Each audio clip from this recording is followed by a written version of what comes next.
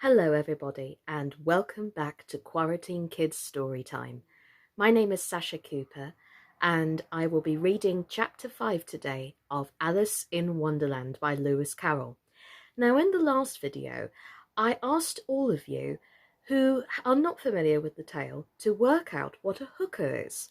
Now a hookah is, like I said, an old-fashioned pipe. This little prop that I've got here is actually an almost exact replica of what a hookah would have looked like in Alice's time. So, well done to all of you who actually sent in your suggestions, and with any luck, we should be able to find out what happens next on Alice's adventures. So here goes nothing. Chapter 5. Advice from a Caterpillar. The caterpillar and Alice looked at each other for some time in silence. At last, the caterpillar took the hookah out of its mouth and addressed her in a languid, sleepy voice. "Who are you?" said the caterpillar.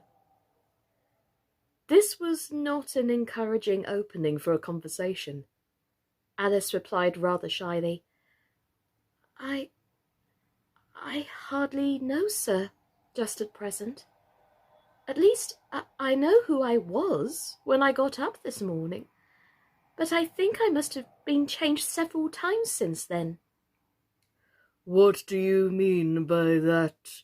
said the caterpillar sternly. "Explain yourself." "I can't explain myself, I'm afraid, sir," said Alice, "because I'm not myself, you see." "I don't see," said the caterpillar. "Well, I'm afraid I can't put it more clearly," Alice replied very politely, "for I can't understand it myself, to begin with, and being so many different sizes in a day is very confusing." "It isn't," said the caterpillar. "Well, perhaps you haven't found it so yet," said Alice. "But when you have to turn into a chrysalis, you will some day, you know, and then after that into a butterfly. I should think you'll feel it a little queer, won't you?" "Not a bit," said the caterpillar. "Well, perhaps your feelings may be different," said Alice. "All I know is it would feel very queer to me." "You," said the caterpillar contemptuously. "Who are you?" Which brought them back again to the beginning of the conversation. Alice felt a little irritated at the caterpillar's making of such very short remarks, and she drew herself up and said very gravely, "I think you ought to tell me who you are first." "Why?" said the caterpillar. Here was another puzzling question, and as Alice could not think of any good reason, and as the caterpillar seemed to be in a very unpleasant state of mind, she turned away. "Come back!" the caterpillar called after her. "I've something important to say." This sounded promising, certainly. Alice turned and came back again. "Keep your temper," said the caterpillar.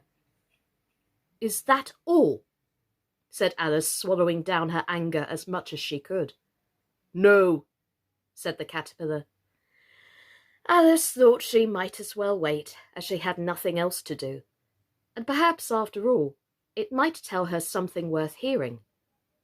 For some minutes it puffed away without speaking, but at last it unfolded its arms again, took out the hookah out of its mouth, and said, "So, you think you're changed, do you?" "Oh, I'm afraid I am, sir," said Alice. "I can't remember things as I used, and I don't keep the same size for 10 minutes together." "Can't remember what things?" said the caterpillar. "Well, I've tried to say how doth the little busy bee, but It all came different, Alice replied in a very melancholy voice. Repeat, you are old Father William, said the caterpillar. Alice folded her hands and began. You are old, Father William, the young man said, and your hair has become very white, and yet you incessantly stand on your head. Do you think at your age it is right? In my youth, Father William replied to his son, I feared it might injure the brain, but now that I'm perfectly sure I have none, why, I do it again and again. You are old, said the youth, as I mentioned before, and have grown most uncommonly fat. Yet you turned a back somersault and at the door. Pray, what is the reason of that? In my youth, said the sage, as he shook his grey locks, I kept all my limbs very supple, by the use of this ointment, 1 shilling the box. Allow me to sell you a couple. You are old, said the youth, and your jaws are too weak for anything tougher than suet. Yet you finished the goose with the bones in the beak. Pray, how did you manage to do it? In my youth, said his father, I took to the law and argued each case with my wife, and the muscular strength which it gave to my jaw has lasted the rest of my life. You are old, said the youth. One would hardly suppose that your eye was as steady as ever. Yet you balanced an eel on the end of your nose. What made you so awfully clever? I have answered 3 questions, and that is enough, said his father. Don't give yourself airs. Do you think I can listen all day to such stuff? Be off, or I'll kick you downstairs. That is not said right, said the caterpillar. Not quite right, I'm afraid, said Alice timidly. Some of the words have got altered. It is wrong from beginning to end, said the caterpillar decidedly, and there was silence for some minutes. The caterpillar was the first to speak. What size do you want to be? It asked. Oh, I'm not particular as to size, Alice hastily replied. Only one doesn't like changing so often, you know.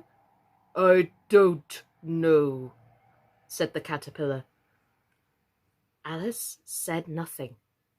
She had never been so much contradicted in her life before, and she felt that she was losing her temper. Are you content now? Said the caterpillar. Well, I should like to be a little larger, sir, if you wouldn't mind, said Alice. 3 inches is such a wretched height to be. It is a very good height indeed, said the caterpillar angrily, rearing itself upright as it spoke. It was exactly 3 inches high. But I'm not used to it, pleaded poor Alice in a piteous tone, and she thought to herself, I wish these creatures wouldn't be so easily offended. You'll get used to it in time, said the caterpillar, and put the hookah into its mouth and began smoking again. This time, Alice waited patiently until it chose to speak again. In a minute or 2, the caterpillar took the hookah out of its mouth and yawned once or twice and shook itself. Then it got down off the mushroom and crawled away into the grass, merely remarking as it went, One side will make you grow taller, and the other side will make you grow shorter. One side of what? The other side of what? Thought Alice to herself. Of the mushroom, said the caterpillar, just as if she had asked it out loud, and in another moment it was out of sight. Alice remained looking thoughtfully at the mushroom for a minute, trying to make out which were the 2 sides of it, and as it was perfectly round, she found this a very difficult question. However, at last she stretched her arms around it as far as they would go, and broke off a little bit of the edge with each hand. Now which is which? She said to herself, and nibbled a little of the right hand to try the effect. The next moment, she felt a violent blow under her chin. It had struck her foot. She was a good deal frightened by this very sudden change, but she felt that there was no time to be lost, as she was shrinking rapidly, so she set to work at once to eat some of the other bit. Her chin was pressed so closely against her foot that there was hardly room to open her mouth. But she did it at last, and managed to swallow a morsel of the left-hand bit. "Come, my head's free at last," said Alice in a tone of delight, which changed into alarm in another moment, when she found that her shoulders were nowhere to be found. All she could see when she looked down was an immense length of neck, which seemed to rise like a stalk out of a sea of green leaves that lay far below her. "What can all that green stuff be?" said Alice, "and where have my shoulders got to? And oh, my poor hands! How is it I can't see you?" She was moving them about as she spoke, but no result seemed to follow, except a little shaking among the distant green leaves. As there seemed to be no chance of getting her hands up to her head, she tried to get her head down to them, and was delighted to see that her neck would bend about easily in any direction, like a serpent. She had just succeeded in curving it down into a graceful zigzag, and was going to dive in among the leaves, which she found to be nothing but the tops of the trees under which she had been wandering, when a sharp hiss made her draw back in a hurry. A large pigeon had flown into her face, and was beating her violently with its wings. "Serpent!" screamed the pigeon. "I'm not a serpent," said Alice indignantly. "Let me alone." "Serpent, I say again," repeated the pigeon, but in a more subdued tone, and added with a kind of sob, "I've tried every way, and nothing seems to suit them." "I haven't the very least idea what you are talking about," said Alice. "I've tried the roots of trees, and I've tried banks, and I've tried hedges," the pigeon went on without attending to her. "But those serpents, there's no pleasing them." Alice was more and more puzzled, but she thought there was no use in saying anything more until the pigeon had finished. "As if it wasn't enough trouble hatching the eggs," said the pigeon, "but I must be on the lookout for serpents night and day. Why, I haven't had a wink of sleep these 3 weeks." "I'm very sorry you have been annoyed," said Alice, who was beginning to see its meaning. "And just as I'd taken the highest tree in the wood," continued the pigeon, raising its voice to a shriek, "and just as I was thinking I should be free of them at last, they must needs come wriggling down from the sky. Ah! Serpent!" "But I'm not a serpent, I tell you," said Alice. I'm a... "Well, what are you?" said the pigeon. "I can see you're trying to invent something." "I'm a little girl," said Alice rather doubtfully, as she remembered the number of changes she had gone through that day. "A likely story indeed," said the pigeon in a tone of the deepest contempt. "I've seen a good many little girls in my time, but never one with such a neck as that. No, no, you are a serpent, and there's no use denying it.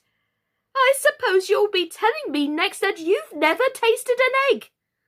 "I have tasted eggs, certainly," said Alice, who was a very truthful child. "But little girls eat eggs quite as much as serpents do, you know." "I do believe it," said the pigeon. "But if they do, why then they're a kind of serpent. That's all I can say."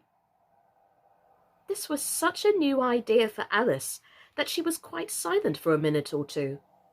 Now that gave the pigeon an opportunity of adding, You're looking for eggs. I know that well enough. And what does it matter to me whether you're a little girl or a serpent? It matters a good deal to me, said Alice hastily, but I'm not looking for eggs, as it happens. And if I was, I shouldn't want yours. I don't like them raw. Well, I'll be off then, said the pigeon in a sulky tone, as it settled down again into its nest. Alice crouched down among the trees as well as she could, for her neck kept getting entangled among the branches, and every now and then she had to stop and untwist it. After a while, she remembered that she still held the piece of mushroom in her hands, and she set to work very carefully, nibbling first at one and then the other, and growing sometimes taller and sometimes shorter, until she had succeeded in bringing herself down to her usual height. It was so long since she had been anything near the right size that it felt quite strange at first, but she got used to it again in a few minutes and began talking to herself as usual. Come, there's half my plan done now. How puzzling all these changes are. I'm never sure what I'm going to be from one minute to the other. However, I've got back to my right size. The next thing is to get into that beautiful garden. How is that to be done, I wonder? As she said this, she came suddenly upon an open place with a little house in it about 4 feet high. Whoever lives there? Thought Alice. It'll never do to come upon them this size. Why, I should frighten them out of their wits. So she began nibbling at the right-hand bit again, and did not venture to go near the house until she brought herself down to 9 inches high. Well, ladies and gentlemen, we have come to an interesting part of the story now. Who do you think lives in a house like this, to quote through the keyhole? Let me know down in the comments below. Obviously, again, if you know the story, shh, don't give the game away. If you know, put in the comments, I know, and a shh emoji.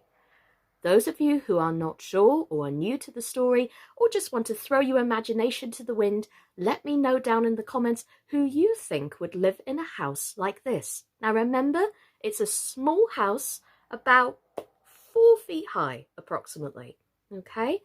So I look forward to seeing your reactions, and please remember to subscribe and keep checking back for the next installment tomorrow with Alice in Wonderland Chapter 6.